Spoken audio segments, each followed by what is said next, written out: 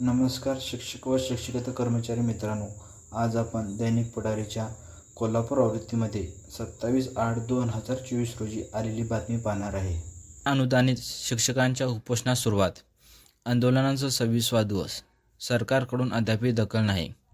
वाढीव टप्पा अनुदानाचा आदेश काढावा, जाचक संच मान्यतेचा आदेश रद्द करावा यासह विविध मागण्यांकडे राज्य सरकारचे लक्ष वेधण्यासाठी विनाअनुदानित शाळा कृती समितीचे 26 दिवसापासून आंदोलन सुरू आहे.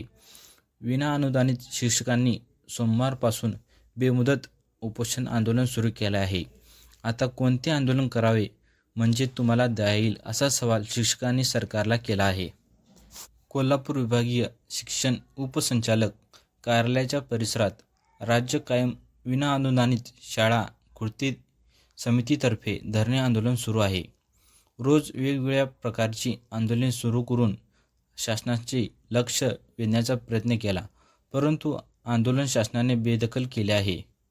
त्यामुळे आता आंदोलन तीव्र करण्याचा निर्णय शिक्षकांनी घेतला आहे. त्यानुसार बेमुदत आमरण उपोषण केले आहे.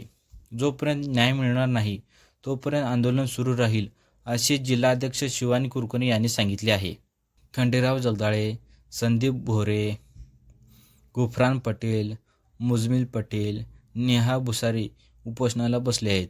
मंगळवारपासून आणखी काही शिक्षक उपोषणाला सहभागी होणार आहेत. यावेळी केदारी मुगदुम, भानुदास गाडे, सावंता माळी, सचिन मरळीकर, नेहा भुसारी, भाग्यश्री राणे, जयश्री पाटील, रेश्मा संधी, उल्फत शेख आदी उपस्थित होते. शिक्षण मंत्र्यांची नेहमीचीच री. कृती समितीने 200हून अधिक आंदोलने केली. आजपर्यंत मागण्यांसाठी इतकी आंदोलने कोणाला करावी लागली नसतील. मंत्री, खासदार, आमदार, मुख्यमंत्री, उपमुख्यमंत्री यांची भेट घेतली.